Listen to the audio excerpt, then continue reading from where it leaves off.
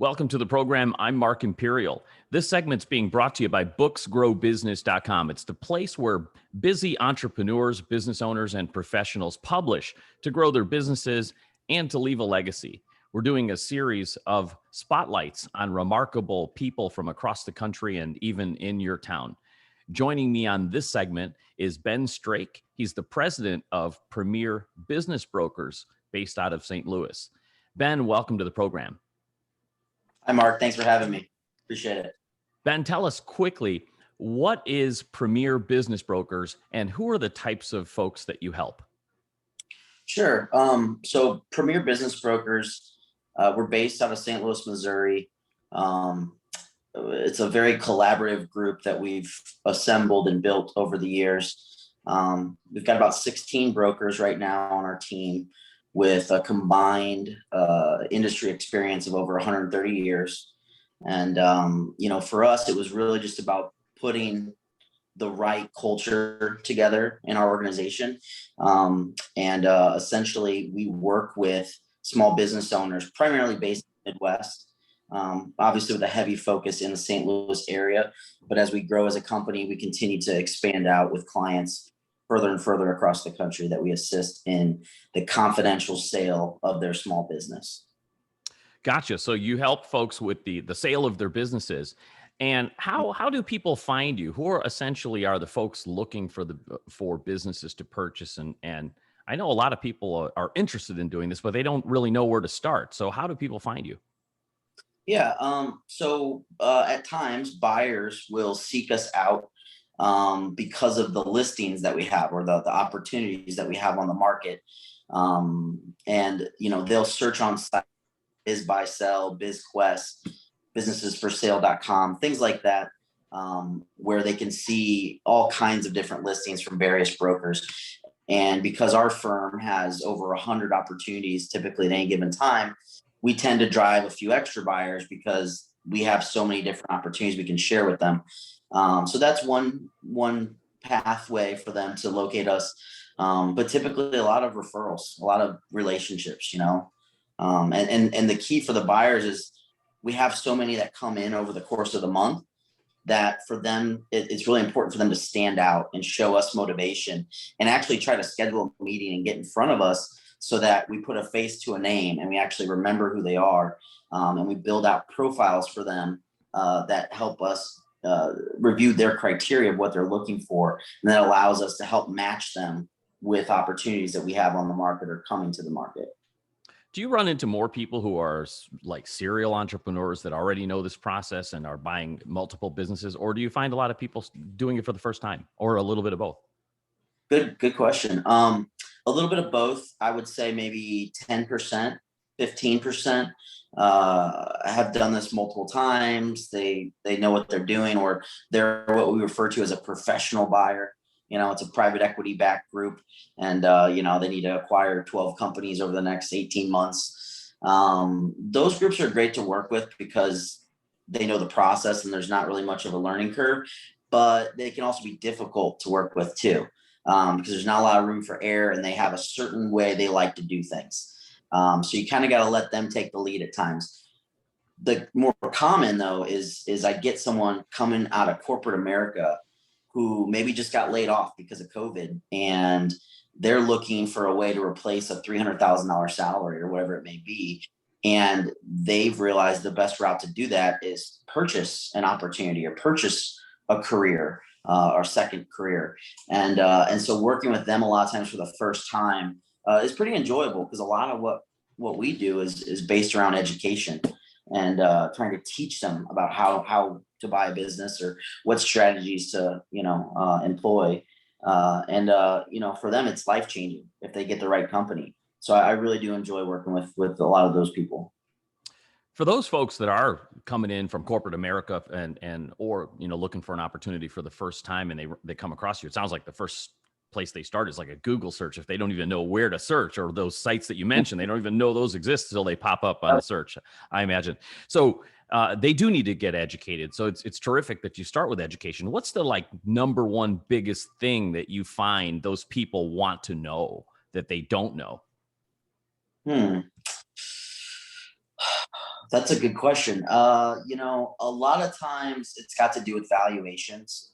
They're not quite sure, is this a good price? Especially the ones that are not professional buyers that know what they're looking for. People coming from kind of corporate America background or consumer type buyers. They're always very interested in how did you come up with this price? And is that reasonable or fair? And so we're there to kind of educate them again on valuation methods. We've got many strong banking relationships. So if we can connect them with a good banker, a lot of times a kind of easy rule of thumb for like the first time buyer is in certain ways, defer to your banker and probably bring on an accountant when you're reviewing the financials. And the bankers don't want to get into a bad deal, and they've seen a lot of deals. So the banker's going to really look at the deal as well in underwriting. And there's a certain amount that they will lend on based on the cash flow typically. So I always try to help guide the buyers to the right people around them to help assist them through that process so they end up with a good deal. Speaking on the pricing, these businesses that you're representing or helping sell their businesses, are you helping them set the price, or is this something? How does that work out? Yeah. So I never want to say that there's one price. I never want to say your business is worth $1 million. What I try to do is I come back with what I refer to as a valuation range, and I give them the high and I give them the low. And let's say the middle ground is about 1 million. But if something in life just happened and you need to get out in the next 3 to 6 months, well, let's set it to the more aggressive side. And I think you need to be around 800, $900,000. That is there so I can manage their expectations and manage that timeline. But if they're more concerned and their goal is, I want to maximize sale price because this is all the money I'm going to get for retirement, so I need as much as possible. Well, those folks, we need to hope that they have enough runway to stick around for a year or two, which is the normal timeline it takes to sell a business when they want to go out above or at the top of the market, which let's just say it's 1.3 million is the top of the market. We'll go there with you. But I want to manage those expectations. I don't want you to be upset or disappointed if it takes a year or two to sell this company. I actually just 2 days ago, I sold 2 Jimmy John's stores with real estate. I started working with that seller 7 years ago when he first wanted to test the market and brought some great offers, but it just wasn't the right time for he and his partner. We kind of went separate ways, but stayed in touch, and he eventually bought his partner out. And then about a year ago, came back to me and said, I want to sell again. And so we took him forward and got that done. But we've been talking, communicating, tracking together for 7 years while we were preparing to get him to that right dollar amount. And we got him a good price, I think, for his business. Very interesting. So you mentioned Jimmy John's and that's a franchise, as we know. Mhm. Are you helping people not only sell like existing, properties and franchises, or do you help people also connect with the franchisor and open up from scratch a brand new? So there are brokers out there that are referred to as franchise brokers. They work with an individual likely coming from like corporate America background, and they get paid by the franchise to sell that individual on buying into like a Jimmy John's franchise or whatever it may be. Those are actually great referral sources for us. They refer business to me because when it comes to selling an established existing business, even though it may be a franchise or an independent, that's not really their wheelhouse typically. And so some of my best referral partners are franchise brokers who pass on individuals who want to sell like multi-unit franchise or whatever they may be. And then we assist. So no, we're not really in the startup phase. It's more about established for us. Very interesting. So when folks first come to you, maybe they're coming out of corporate America with money and they want to, now do something for themselves. What are Mhm. are they looking for? Do you find people are looking for specific types of businesses, or are they open to any kind of opportunity? What are people like when they reach out to you? It's pretty diverse. I would say, um, we'd never know what they're going to be into. I'll have people come and meet with me and they want to look at a manufacturing company. And halfway through the meeting, that one wasn't quite the right fit. and all of a sudden they see a pawn shop, and their grandfather used to own a pawn shop, and it strikes that emotional chord. And all of a sudden they go, well, let me just look at it. What are the financials? I kind of know a little bit about that. And so we never can really pick what they're going to be into. But then you have some very specific buyers that are coming out of, healthcare background and say, look, I really want, outpatient mental health. And that's what I'm looking for in these geographic regions. And I need cash flow to be over 300,000 annually. And so we get very specific people, absolutely. But a vast majority that come to us, especially the consumer type buyers, are pretty open. They're pretty open to a good opportunity. That's what they always revert back to more than less, is the good opportunity. So linked to that question, how have you seen people, how's their success when they get into a business that they have no previous experience in? You know the numbers, you got a system in place, like from a franchise. Are they able to be successful in what's your advice to those people that want to do something that maybe they haven't had experience in before? Yeah. A lot of times they are successful. A good way, a way to kind of look at that is, roughly 80 to 90% of all restaurant startups are going to fail over the course of like 3 to 5 years. And people always come to me and go, I don't want to buy a restaurant. There's no way, just stay away from that industry. But the difference is that our clients that have come to market with us that are profitable and cash flowing, they're the ones who have made it through the wall. They are still standing. They're in that 10% that had the right concept on the right corner, and it's proven, it's established, and it's cash flowing. So you're buying a winning ticket, essentially. So unless the buyer is just really not qualified to be in business, or whoever it may be, if they've got some decent business acumen, they should be able to get in and learn the systems and be able to take over that company and do well. I personally also buy companies occasionally as an investor. And when I do, a requirement almost for me is that the founder or the seller is willing to stay on board for 12 to 24 months. I almost always ask that of them. And one of my favorite questions to ask them is, what do you like to do? What do you not like to do? Let's take the stuff you don't like to do off your plate, and we're going to pay you to stick around while you do the things you really enjoy and help our team get acclimated to your new business. That to me has been a key for my personal success. And I try to pass that on to my buyer clients who are trying to navigate, this transition. That's really sage advice. On the other side of the coin, tell me a little bit about a business owner that needs to sell because they're a struggling location. Maybe they just missed the mark. Maybe they were under marketed, under promoted. Can you spot that? Are there ways that those are good opportunities for people? Maybe they have a great location, they didn't market it well enough. What do you look for? Tell me all about that situation. Yeah, that happens. I would say roughly about 90% of our clients are profitable businesses. 10% are in a distressed situation, or there's a global pandemic and they're dealing with COVID, and they, can only be open up so many hours or not open at all, or they can't get their staff to come back from, and those types of companies, are really struggling, and they're challenging to sell. You do need a buyer that's confident that they can come in and take things over and turn it around. The sale price, obviously, if there's no cash flow, a lot of times the sale price is simply going to be the value of the furniture, fixtures, and equipment. So you don't really get any kind of goodwill multipliers in there with that. But they do sell. People, maybe they own the shop down the street that this is a great compliment. They know the guy or girl who used to run this, and they know what they were doing wrong. And they know they can come in and fix this and turn it around, or they need the location because it's next to theirs for proximity. So sometimes that happens.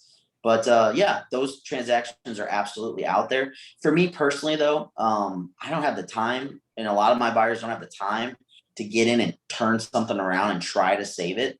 I would rather spend a little bit extra money, and not substantial, maybe 100, 200,000 more on a business, that's cash flow positive, that I don't have to save it and turn it around. Wow, that's really terrific insight. Can you tell me now about uh, uh, Ben? Like, this is such great information. How did you get started? Like, what inspired you to get into business brokering and get into this business? How did you get started? Yeah. So I worked in the hospitality industry growing up, and through college, I continued to work in the hospitality industry. And I worked at a really high end nightclub that was managed by, it was at a casino here in St. Louis, and it was managed by one of the largest nightlife and marketing companies in the world. They own clubs like Hakkasan in Las Vegas and all these other groups. And so when I worked with that company, I just built a Rolodex of people who had discretionary income that wanted to go to the casino, and whether it was gambling or go to a venue or see a show, built a great Rolodex a Rolodex of contacts through that, and spent a few more years in hospitality. And that's when the recession hit. And I had also recently graduated college, and I remember applying, to 100 plus places and never getting a call back, and just thinking it's me, but not realizing I'm in this huge recession that's affecting everyone. So finally, I just realized I'm not going to find a job. I need to create a job. And I went, actually started my first company, which is a small boutique digital marketing firm. And simultaneously, I went to work for a business brokerage company that gave me a chance. I was a 26-year-old kid. They pretty much told me, no one's going to trust you to sell their life's work, but you seem to know a lot of people, and we're going to give you a shot. And so I got to work there for about a year and a half, 2 years, learn the ropes, learn some great things, learn some things not to do. Saw that there could be maybe a better process out there, a better model. So it really just inspired me, to want to do my own thing at some point. And they actually let me go after about 18 months because I wouldn't come into the office every day. I was out meeting clients. I was out meeting people through my marketing company, which they also weren't big fans of. But I was very entrepreneurial, and they didn't really like that. They wanted me to kind of fall in line and just be a company guy. And so I was given an ultimatum, and I didn't listen. I didn't keep coming back into the office every day. I was meeting potential sellers. And so anyway, they let me go. I waited a year till my non-compete was up. I went with a mentor to myself, a CPA, really successful entrepreneur. He and I partnered. We launched our firm about 7 years ago. We're now the largest firm in our state. We've surpassed the company I used to work for.